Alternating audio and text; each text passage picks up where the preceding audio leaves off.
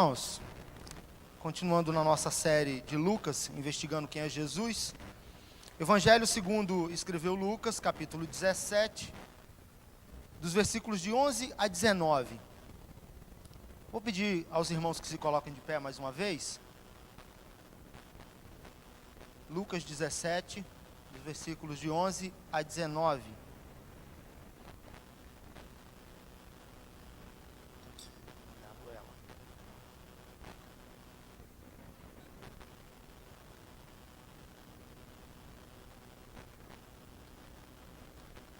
Farei a leitura e peço que os irmãos acompanhem. De caminho para Jerusalém, passava Jesus pelo meio de Samaria e da Galiléia.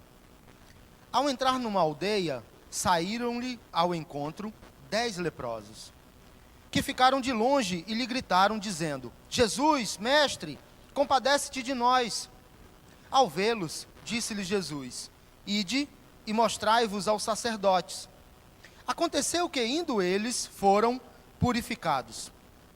Um dos 10, vendo que fora curado, voltou, dando glória a Deus em alta voz, e prostrou-se com o rosto em terra aos pés de Jesus, agradecendo-lhe. E este era samaritano. Então Jesus lhe perguntou: Não eram 10 os que foram curados? Onde estão os 9? Não houve, porventura, quem voltasse para dar glória a Deus, senão este estrangeiro? E disse-lhe: Levanta-te e vai, a tua fé te salvou. Santo e eterno Deus, obrigado, Pai, pela leitura da tua palavra. Obrigado pela instrução que ela apresenta a nós. Mas não apenas instrução, a tua palavra é vida. A tua palavra mostra, Pai, o caminho a seguir. E o que nós queremos na manhã deste dia é ouvir a voz do Senhor. O que nós queremos na manhã desse dia é estar com o coração sensível para receber a mensagem do Senhor e colocar em prática, para que o nome do Senhor seja glorificado. Por isso, Pai, faz assim, na ação do Teu Espírito e em nome de Cristo Jesus, o nosso Salvador. Amém. Os irmãos podem se assentar. Irmãos, sempre que leio este relato bíblico, leio ou escuto, não quero que soe como presunção, mas acredito que esse é um texto fácil para entendermos a sua mensagem, né? Então, assim, sempre que leio ou escuto, a minha conclusão, e talvez seja muito rápida, a minha conclusão é a seguinte: bom, você tem 10 pessoas que ouvem a respeito de Jesus e acreditam na possibilidade da cura. Essas pessoas estão doentes, são leprosos. Então você tem 10 leprosos. Qual é a mensagem central do texto? 10 leprosos são curados e um volta para agradecer. Então um é grato, um é agradecido e 9 são ingratos. Por que um é agradecido? Porque um se dá o trabalho de voltar para agradecer a Jesus. Então um é grato, um tem o coração agradecido. E os outros 9? Os outros 9 não são gratos. Ok. Se pensarmos assim, não está errado. O texto fala sobre isso. A conclusão é rápida. A mensagem central do texto é essa. Mas durante a semana eu fiquei pensando assim: bom, quais seriam os motivos, as razões, para que os outros 9 não voltassem? Ora, Robério agora está querendo justificar a ingratidão do pessoal que não voltou. Não é isso, mas eu fiquei assim, pensando, acredito que o Espírito Santo me levou a pensar sobre isso. Por que os outros 9, percebendo a cura, também não voltaram, né? Falar sobre gratidão não é algo difícil, é algo tranquilo. Poderia organizar o sermão e falar: olha, a importância de termos um coração grato. Se fizesse isso no seminário, separasse com os 3 pontinhos, bonitinho, falar sobre o texto, faz a exegese do texto. Acredito que o professor de prática de pregação iria dar 9. Ele costumava dizer lá no seminário: olha, eu não dou 10 a aluno, mesmo que o sermão mereça 10, para o aluno não se orgulhar, não ficar se gloriando aí diante dos outros. Então eu dou 9 para ele, né? Mas, pensando sobre a situação dos 9, por que eles não voltam? Talvez se destacasse a ação dos 9, o professor ia dizer assim: bom, mas a mensagem central do texto não é essa, Robério. Onde é que você está querendo chegar? Meus irmãos, quais seriam as razões para que aqueles 9 não voltassem para agradecer a Jesus? Eles recebem a cura de uma enfermidade. Pensem comigo, não é uma cura qualquer. É a cura de uma das piores doenças no tempo de Jesus. A lepra no tempo de Jesus era uma doença incurável. Em muitos casos, incurável. Vamos pensar, nós não sabemos exatamente qual era o local. O texto bíblico diz que Jesus estava caminhando em direção a Jerusalém. E passava na região da Galiléia, Samaria, e aí saem ao encontro 10 leprosos. Os leprosos percebem a possibilidade da cura. Quem eram os leprosos e onde viviam os leprosos? Com quem se relacionavam? Qual era a situação dos leprosos? Irmãos, a situação dos leprosos era a pior possível no tempo de Jesus. Naquela época, se alguém fosse infectado pela lepra, a primeira coisa que ele deveria fazer era apresentar-se ao sacerdote. O sacerdote era o homem separado por Deus para dar o diagnóstico. A pessoa está com algumas manchas no corpo, algumas escamas, se apresenta ao sacerdote. Vai lá, o sacerdote olha e diz: não é lepra não. Vai, faz isso aqui, toma esse remedinho, pode voltar para casa. Ok. Não, é lepra, acabou. Para vocês terem ideia, aquele que era diagnosticado com a lepra nem podia voltar para casa. Não podia mais voltar para casa. Essa era a situação daquele que era infectado com a lepra. Uma doença terrível. Desde o momento em que era constatada a doença, o homem, aquela pessoa, era privada do convívio social. Não podia mais trabalhar, não podia mais se relacionar com outras pessoas, não podia frequentar o templo. Estava privado do convívio com a sua própria família. E onde habitavam os leprosos? Fora da cidade. Em lugares ermos, em cavernas, em alguns momentos, em leprosários. Aqueles que podiam desfrutar de um leprosário. Então, ele tinha comunhão com outros leprosos. Essa era a situação. Agora imaginem, um lugar com vários leprosos. Sem contato com outras pessoas. Sem contato com a família. Sem poder trabalhar. Sem poder cultuar a Deus. Essa era a situação do leproso no tempo de Jesus. Irmãos, se porventura algum leproso precisasse, por algum motivo, ele precisasse entrar na cidade, ter contato com alguém, a situação era essa. Ele vinha e na entrada da cidade, ou se aproximasse de alguém, ele precisava balançar um sino e gritar por várias vezes: leproso, leproso, leproso, para que as pessoas se afastassem dele. Ele então podia passar. Imaginem a situação de uma pessoa com essa doença. A situação, irmãos, era, no mínimo, humilhante. Humilhante. O homem era tratado como um indigno. Ele não podia se relacionar com outras pessoas. Ele não podia se aproximar da família. Qual era a perspectiva de cura? Zero. Zero. Zero. Para piorar a situação do leproso, a religião da época, o judaísmo, dizia que a lepra, em alguns momentos, alguns diziam que era resultado de pecado, de maldição divina. Então é alguém que não tem o convívio social com outras pessoas, não pode cultuar a Deus, não tem relacionamento com a família e está debaixo da maldição divina. Quem era o leproso? Alguém que a sociedade não queria por perto. Essa era a situação do leproso no tempo de Jesus. Quando por algum milagre a cura acontecia, ele precisava novamente ir ao templo, apresentar-se ao sacerdote, na esperança de receber o laudo, o atestado. Não, você está curado. Você teve lepra mesmo, rapaz? Está curado.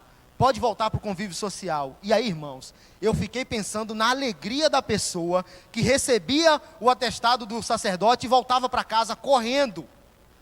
Com alegria. louvando a Deus, agradecendo pela cura. Imaginem, eu estou curado, e voltava correndo, imagino. Maior alegria do mundo, nada era mais importante do que isso. Mas ele precisava receber do sacerdote o atestado, você está liberado.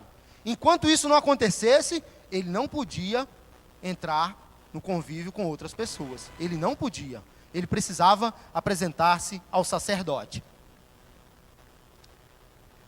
10 leprosos se apresentam diante de Jesus. Lucas descreve e faz uma comparação. É uma espécie de comparação. Lucas diz que Jesus está indo para Jerusalém. Nós não sabemos mais ou menos o local. Mas o que nós sabemos é que o grupo dos 10 era de nacionalidade mista. Eles não podiam entrar no convívio com outras pessoas, mas os leprosos se misturavam. Eles tinham que, de alguma forma, estar perto uns dos outros. Então você tinha ali gentil, judeu, samaritano. Inclusive um aqui é samaritano. E é o que ganha o destaque, né? Porque volta para agradecer. Lucas fala que 10 são acometidos da lepra. Sofrem com a lepra. Ouvem falar sobre Jesus. E aí, talvez, alguns já tivessem conhecido Jesus, já tivessem visto Jesus. Mas talvez, vamos pensar, que alguns não conheciam. Olha, eu ouvi falar sobre Jesus, um rabino, um mestre da lei, um homem que faz alguns milagres. Já ouvimos falar sobre isso. Vamos em direção a esse homem. Vamos ao encontro desse homem para tentar ser curados. Vamos fazer isso. O não a gente já tem. Doente nós já estamos. O que mais nós temos a perder? Nada. Então vamos. E aí eles se juntam e saem em direção a Jesus. O texto bíblico diz que eles mantêm certa distância. Claro, eles não podem quebrar o protocolo. Não podem se aproximar. E Jesus dessa vez também não se aproxima muito. O texto não fala por quê. Jesus não dá uma palavra dizendo, eu estou me compadecendo de vocês e de agora em diante vocês estão curados. Não diz isso. Jesus não diz isso. Jesus diz, vão e apresentem ao sacerdote. Irmãos, algum questionador, algum Robério da vida poderia dizer assim, mas Senhor, aqui, estou do mesmo jeito. Se eu apresentar ao sacerdote assim, ele vai dizer, meu amigo, volta, você não está vendo que você está doente? O que você veio fazer aqui? Você não está vendo que você está doente? Você não sabe que você está doente? Eles não questionam. Eles não questionam Jesus. Jesus diz, ide e apresentai-vos ao sacerdote. Eu imagino que a crença deles e a esperança é tão grande que eles dizem assim, a cura vai acontecer. Vamos nessa. E os 10 saem para apresentar-se ao sacerdote no templo. Eles caminham, eles vão caminhando. E enquanto eles vão caminhando, irmãos, para apresentar-se ao sacerdote, a cura acontece. O milagre acontece e 10 leprosos são curados. Eles são curados da sua enfermidade. Eles são curados daquela enfermidade que era tratada como maldição divina. Eles são curados daquela enfermidade que os afastava da família, do convívio social, que tornava eles indignos da sociedade. Eles são curados. Ah, irmãos, e o que os 10 devem fazer agora? Correr o mais rápido possível em direção ao sacerdote, para receber o atestado e voltar para casa. Para receber o atestado e dizer assim, nós estamos livres. Abraçar a família, receber o carinho dos filhos, encontrar os amigos, testificar do milagre. Irmãos, correr em direção ao sacerdote, para receber o laudo, para receber o atestado, a liberação, é razoável, irmãos. É no mínimo razoável. Talvez você pense assim, Robério, mas o texto não diz isso. A ênfase é no rapaz que voltou para agradecer. Mas pense comigo. Quais seriam as razões para que os 10 continuassem e seguissem em direção ao sacerdote? Todas as possíveis, irmãos. Todas. Eles precisam de uma única coisa após a cura. Receber o atestado de liberação do sacerdote. É o que eles precisam. Então eles correm. Agora não desesperadamente, mas esperançosos. em receber do sacerdote, em poder, quem sabe, abraçar o sacerdote e dizer assim: glória a Deus, nós estamos curados, agora nós vamos voltar para a nossa vida normal. Era o que eles precisavam. É razoável. Eles seguem. É a liberdade que eles tanto almejavam. É tudo o que eles precisavam e por isso eles seguem. Percebam, as razões são todas legítimas.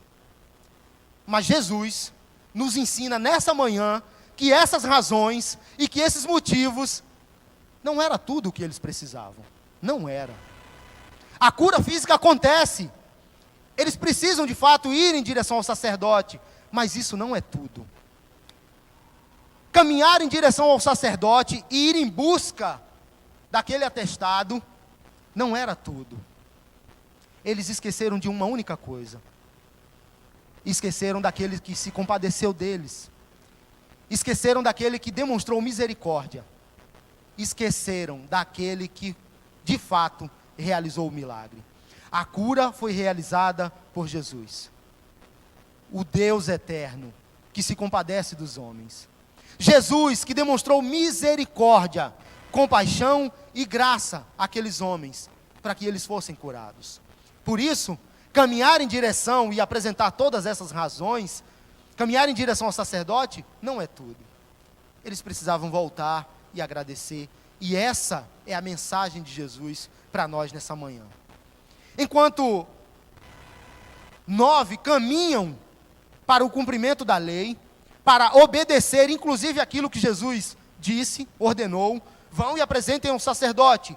Um percebe que a cura aconteceu. E aí diz assim: pessoal, peraí, só um instante. Eu estou curado, e vocês? E rapaz, eu também estou. Não, eu vou voltar e vou agradecer a Jesus. Agradecer, meu amigo, do que mais nós precisamos nessa hora é do atestado, da liberação do sacerdote. É só isso. Jesus a gente encontra em algum momento e dá um abraço nele. Vamos lá, rapaz, para a gente voltar para casa. Não.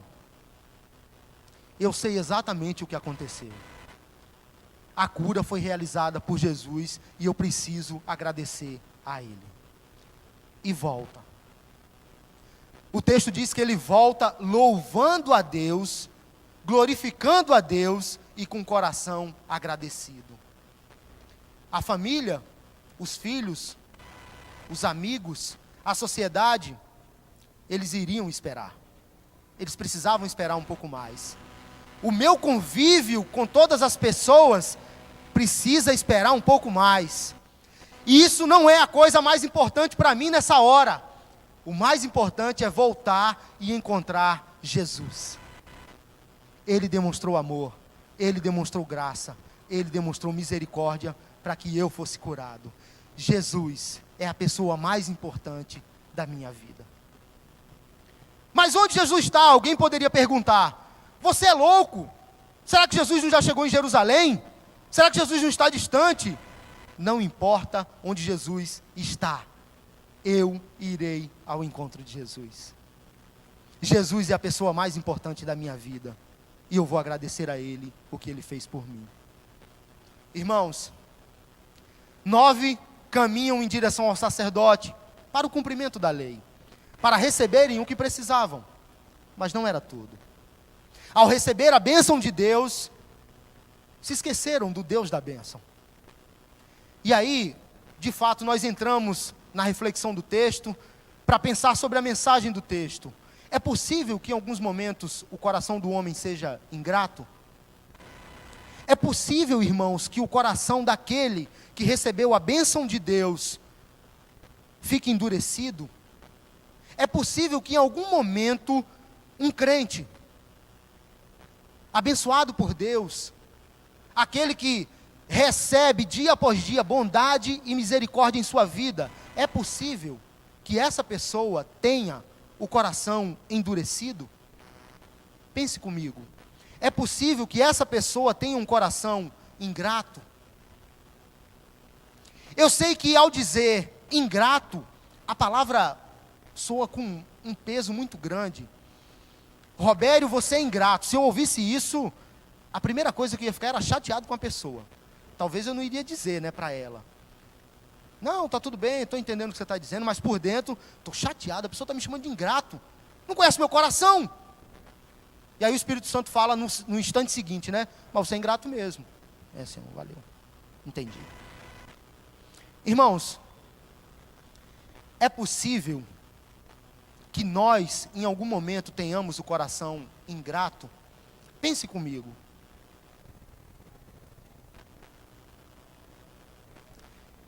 Eu acredito que sim. E eu queria que você guardasse isso em seu coração. Não conheço a sua realidade. Alguns de vocês eu encontro apenas no domingo. No domingo. Nós trocamos meia dúzia de palavras, às vezes um abraço, um carinho. Meu irmão, Deus te abençoe. Desejo uma boa semana para você. Nada mais que isso.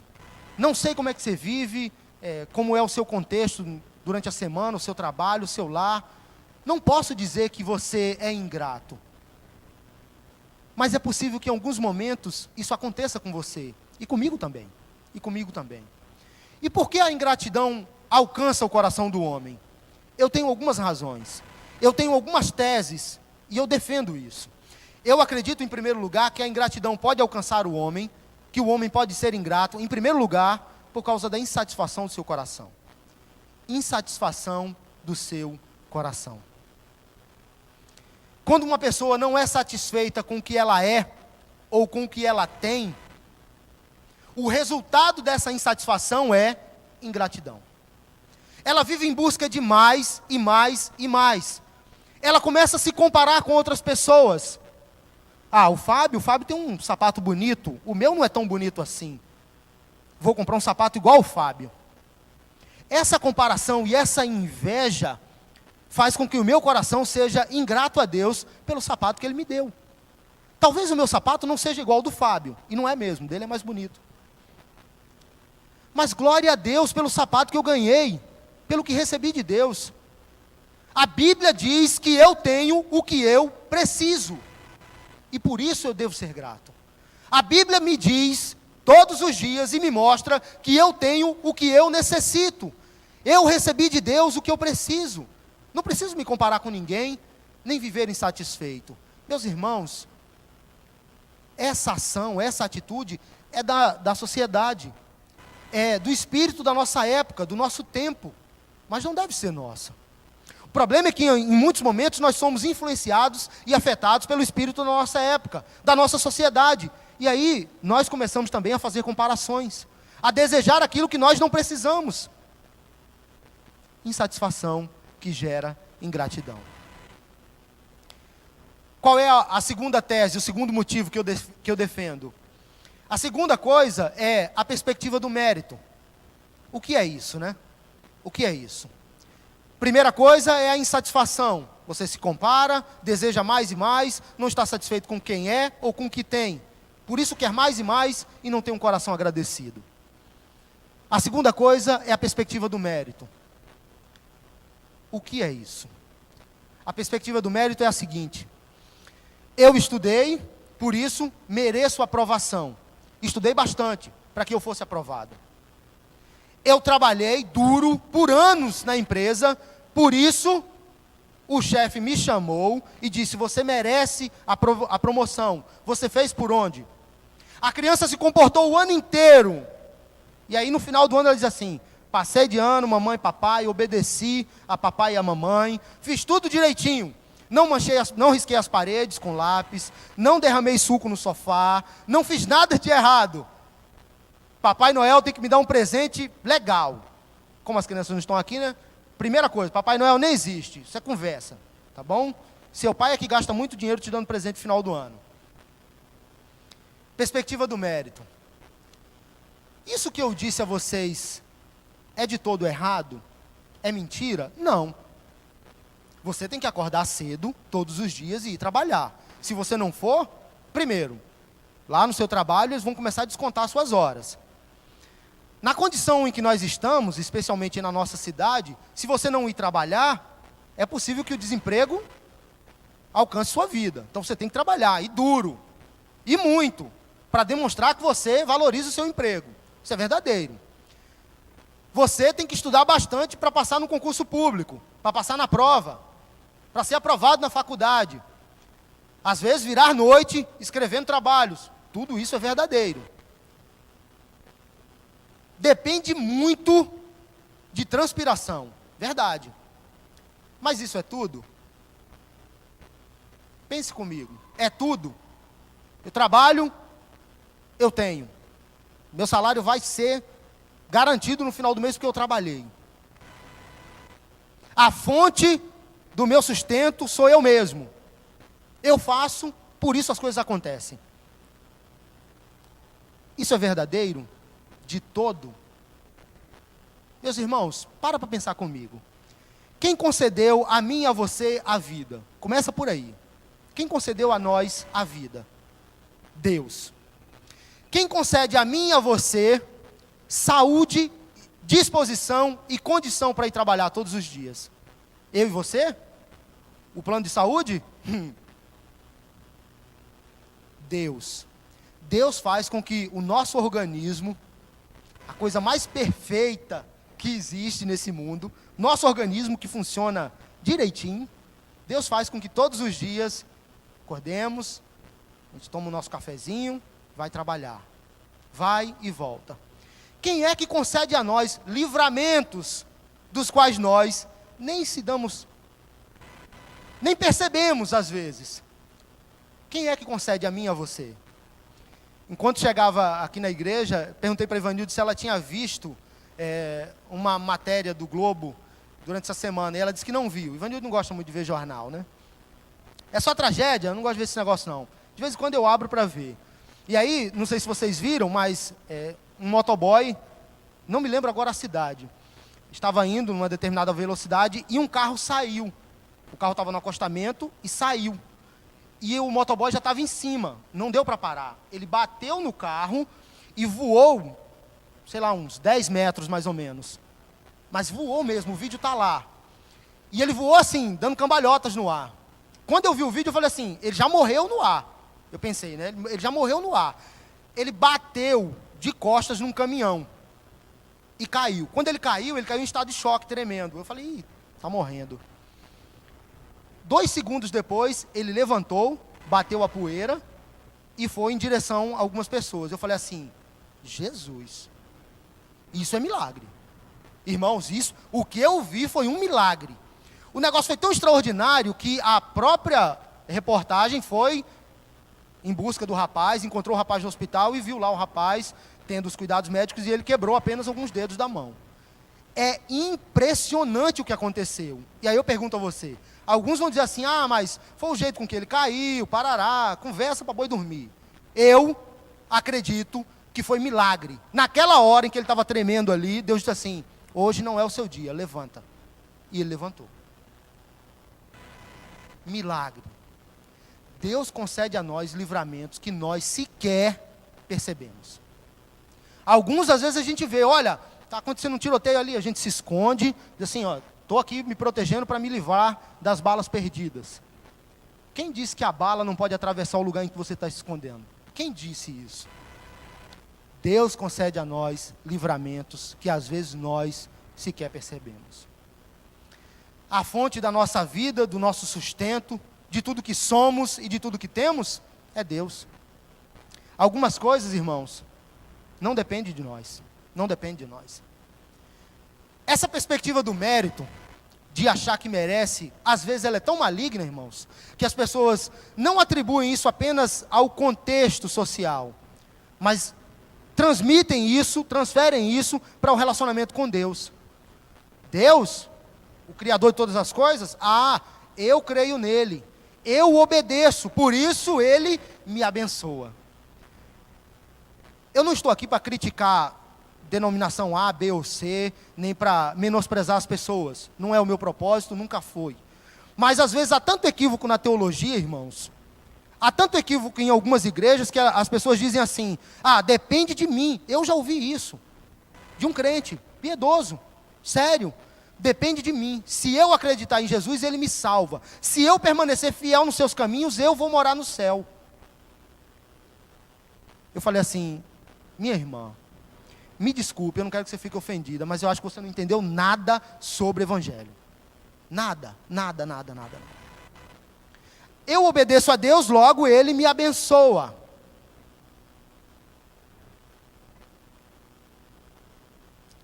Eu faço, por isso Deus cuida de mim. Pensando nessa relação com Deus, deixa eu perguntar uma coisa para você. Pensa comigo. A Bíblia diz que nós somos pecadores. Você crê nisso? E eu sei. Nós, desde o nosso nascimento, a partir do primeiro dia, uma das coisas que nós fazemos, quando temos a primeira oportunidade, é pecar contra Deus. O pecado é uma separação de Deus. Pecando, a Bíblia diz que o salário desse pecado é a morte e a condenação eterna. A partir dali, o que nós fizemos para merecer o perdão e a salvação? Pensa comigo. O que nós fizemos, desde criança, para merecer perdão, salvação, reconciliação com Deus? O que nós fizemos? Nada. A Bíblia diz que Jesus, o único Filho de Deus, seu Filho unigênito, se esvaziou da sua glória, desceu, veio ao mundo, se privou de muitas coisas, teve uma vida de muitas dificuldades, de perseguições, por causa do Robério e da Igreja Presbiteriana de Tomás Coelho, por causa da sua igreja espalhada pelo mundo. Jesus fez isso. O que nós merecemos? O que nós fizemos para merecer essa salvação? Absolutamente nada. Mas Deus nos salvou. E o que eu vou lhe dizer aqui pode soar perigoso, mas eu quero que você guarde isso no coração e entenda muito bem. Não importa o que você faça hoje, amanhã ou depois. Não importa. Não importa o que você faça, Deus não vai te amar mais. E não importa o que você faça, Deus não vai te amar menos. Deus ama você de um modo incondicional. Mas por que eu disse que isso é perigoso? Porque algumas pessoas que não entenderam ainda o que é o Evangelho dizem assim: então se pode viver de qualquer jeito. Não foi isso que eu disse. Então, vou viver de qualquer jeito. Meu amigo, se você é discípulo de Jesus, se o Evangelho te alcançou, se você teve o coração transformado por Deus, você vai viver com o coração agradecido. Você vai entender, como este samaritano, que a pessoa mais importante da sua vida é o seu Salvador, é Jesus Cristo. E tudo que você fizer é para honrar e glorificar esse Deus maravilhoso. Então não vive de qualquer jeito. Vive agradecendo a Deus. Essa perspectiva do mérito, irmãos, é uma perspectiva que nós precisamos ter cuidado. Algumas coisas dependem de nós. Verdade. Você precisa trabalhar, você precisa estudar, você precisa cuidar das pessoas. Verdade. Mas nem tudo depende de nós. Nem tudo depende de nós. Pare para pensar. Uma criança nasce. E após o seu nascimento, ela faz pelo menos 4 coisas. Ela come, ela dorme, ela faz cocô e ela chora. O que essa criança fez para merecer o amor de seus pais? Onde há mérito nessas coisas? Em dormir, comer, fazer cocô e chorar? Mérito nenhum. Mérito nenhum. Mas eu olho e percebo o pai e a mãe se privando de muitas coisas, abrindo mão de muitas coisas. E em muitos momentos as mães abrem mão da sua carreira, do seu trabalho, para cuidar dos filhos. O que a criança fez para merecer? Nada. Isso é amor, é graça, é compaixão. O que fez para merecer? Nada. O que nós fizemos para merecer a salvação em Cristo Jesus? O que nós fizemos para merecer a cura? Não apenas a cura física, e eu creio que ela acontece, mas o que nós fizemos para merecer a cura interior, a cura no coração? Nada. Jesus nos alcançou. É interessante que em alguns momentos nós acreditamos, a gente acha que vai caminhando e, olha, eu ouvi falar sobre Jesus, ele pode estar em determinado lugar, ou eu vou parar aqui para ter um encontro com Jesus. Na verdade, esse encontro é marcado por Ele, é agendado por Ele. Ele é que nos encontra. A perspectiva bíblica mostra que é Deus que sai ao encontro do homem para curar suas enfermidades físicas e para curar o seu coração, para transformar a sua vida, para tirar a sua indignidade e para colocar o homem como um filho de Deus, alguém que é discípulo de Jesus. Deus faz isso. O que nós fizemos para merecer isso tudo? Nada. Absolutamente nada. Por isso, irmãos, a gratidão começa com o reconhecimento. Tudo que temos, tudo que somos, ou o que viermos a ser, vem do Senhor. Não vem de nós, vem do Senhor. Isso é amor, é graça, é compaixão. Eu queria fazer um alerta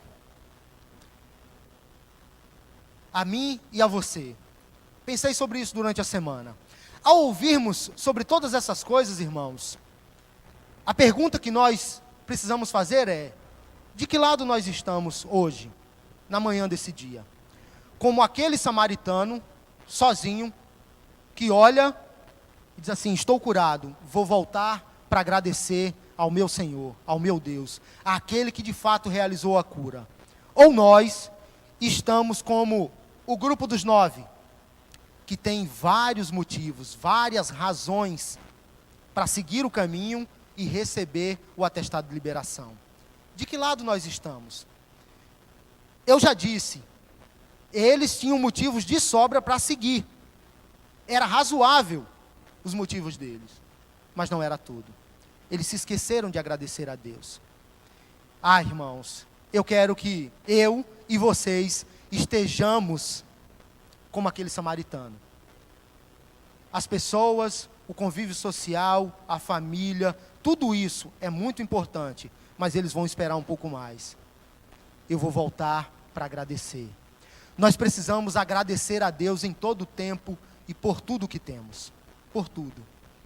A Bíblia diz, especialmente no livro de Jó, que Jó passou por uma situação muito difícil. Muito difícil. Eu acredito que nenhum de nós passou, e a nossa esperança e o nosso pedido a Deus é que nenhum de nós passe pelo que Jó passou. Jó perdeu todos os seus filhos.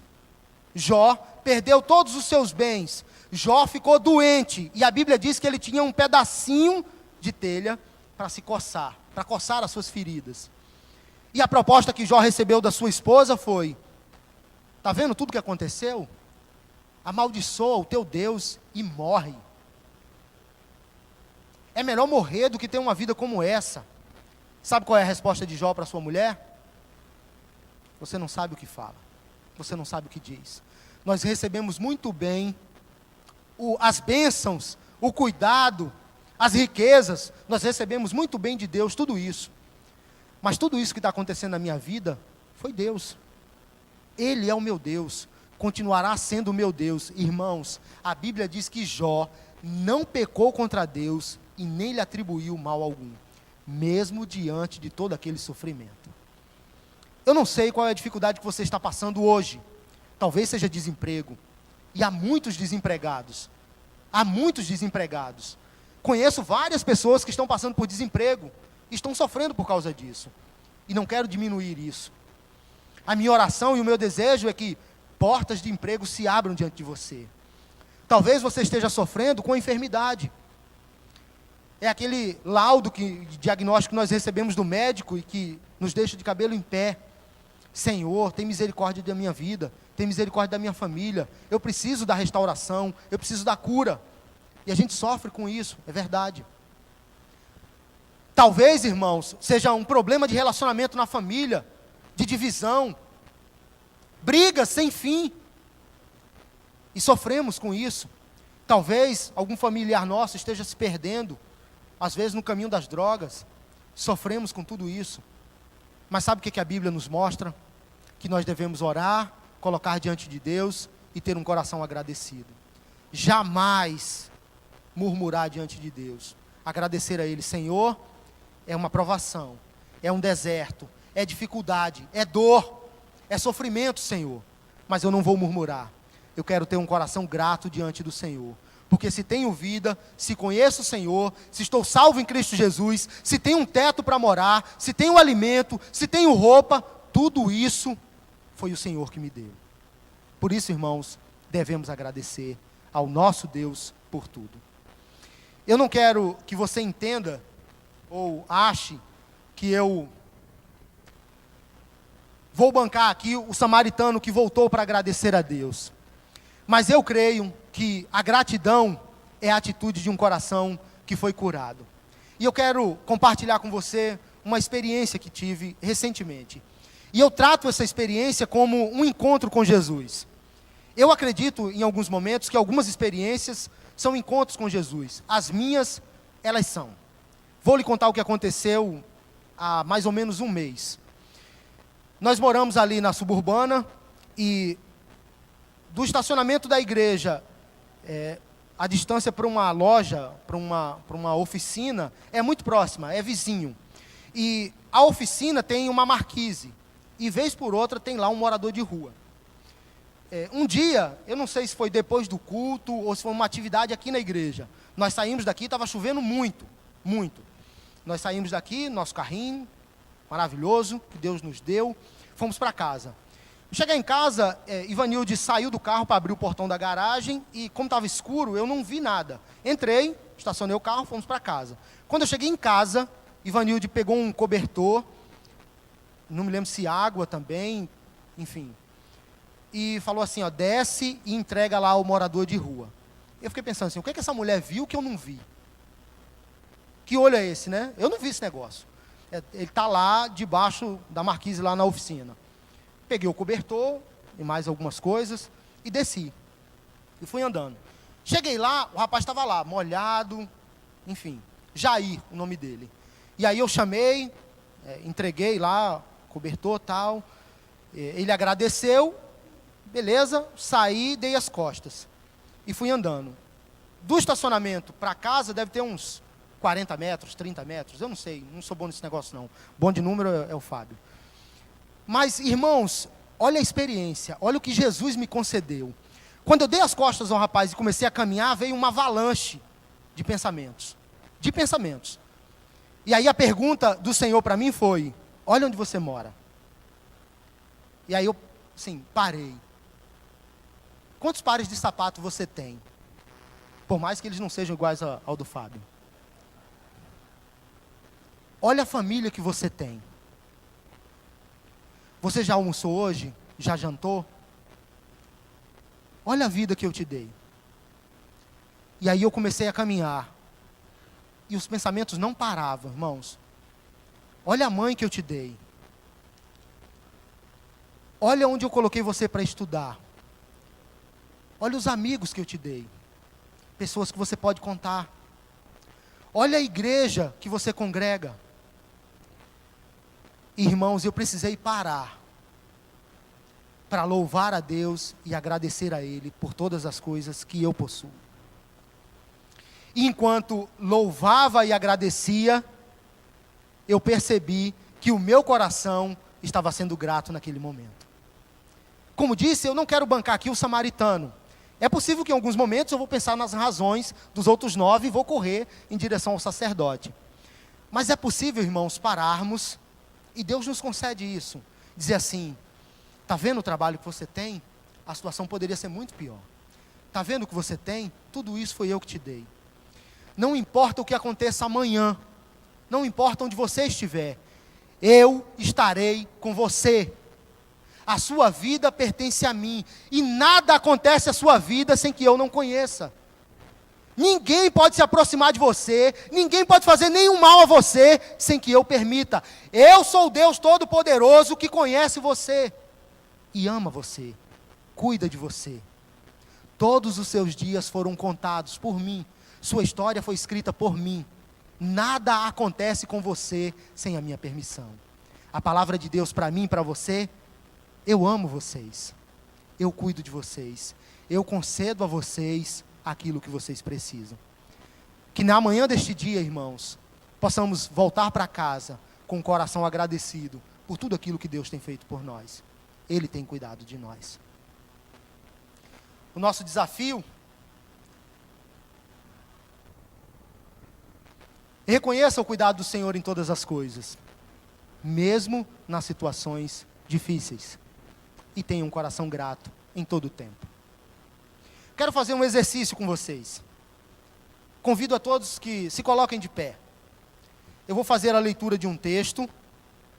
E eu quero que os irmãos fiquem de olhos fechados. E acompanhem a leitura do texto. Escutem o texto. Escutem a voz do Espírito Santo. Farei a leitura do texto pausadamente e quero que os irmãos apenas escutem o texto.